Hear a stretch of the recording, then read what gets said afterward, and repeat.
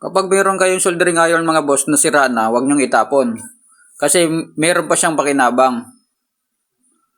So, ang gagawin natin ngayon, ang sira nating soldering iron, gagawin nating DIY, letter cutting machine. So, ayan, tinanggal ko yung nichrome wire sa loob ng boss ng soldering iron natin. So, kasi ang soldering iron natin, mayroon niya nichrome wire sa loob. So, ang nichrome wire na yan, siya yung umiinit ng metal para malusaw niya ang tingga or ang tinatawag nating soldering lead. So, ang ginawa ko dito mga boss, kumuha lang ako ng kapiraso. Kapiraso lang na nichrome wire.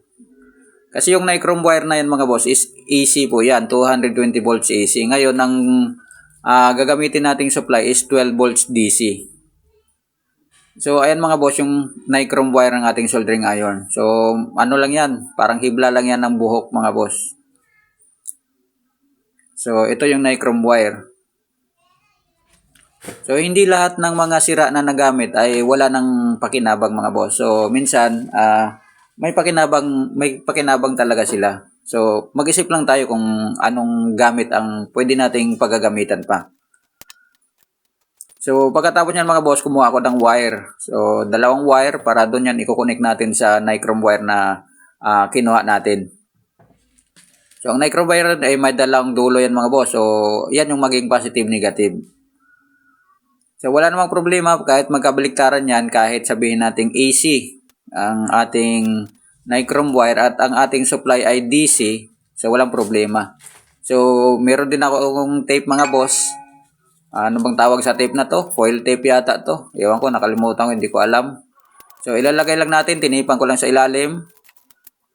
Tapos, gumawa lang din ako ng improvise mga boss ng lagayan. So, ang sa akin naman, maipakita ko lang. So, depende na sa inyo kung anong gawin nyo na lagayan na yan, ng nichrome wire na yan. Tapos, dinikit ko lang yung kabilang wire. Dyan sa improvise ko na lagayan. Tapos, ginamitan ko lang ng glow stick. So, at ito na mga boss yung dalawang linya na kinunik natin doon sa nichrome wire. So, ang gagawin natin yan, kukuha tayo ngayon ng power supply. So, ang power supply na ilalagay natin dyan mga boss is charger. So, ito, yung charger yan ng wifi namin. So, kinuha ko muna, hiniram ko muna. 12 volts yan yung output DC.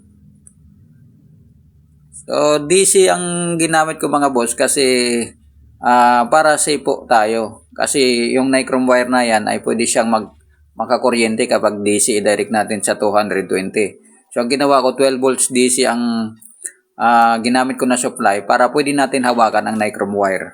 So, ayan na mga boss, natapos na natin connect sa power supply. So, ang gagawin natin, isaksak natin yan sa 220 volts na outlet.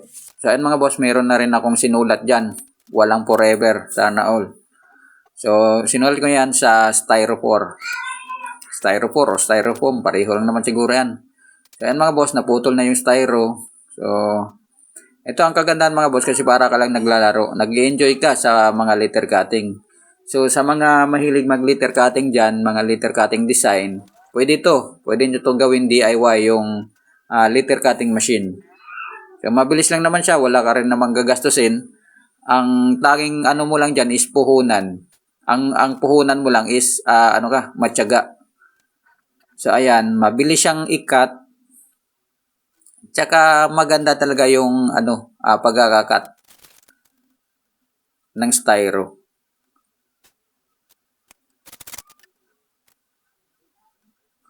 So, ayan na. Nakita na natin yung forma. So, hindi rin siya delikado bang boss. Kasi pwede natin siyang hawakan kasi nga 12 volts DC lang yung supply natin sa nichrome wire.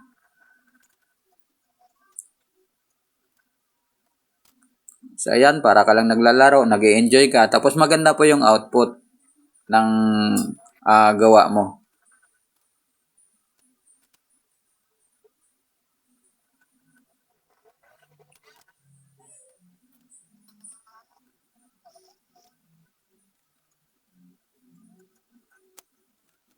So, ayan, sa mga interesado mga boss, pwede nyo siyang gayahin.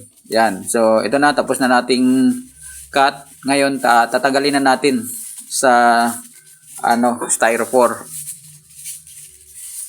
So ito na yung resulta ng improvised letter cutting machine natin.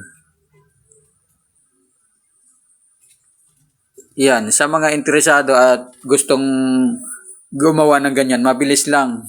Kumuha lang kayo ng nichrome wire. Pwede sa soldering iron. So ayan, walang forever mga boss. Yung iba meron pero ako wala. Joke lang. So sa mahilig dyan,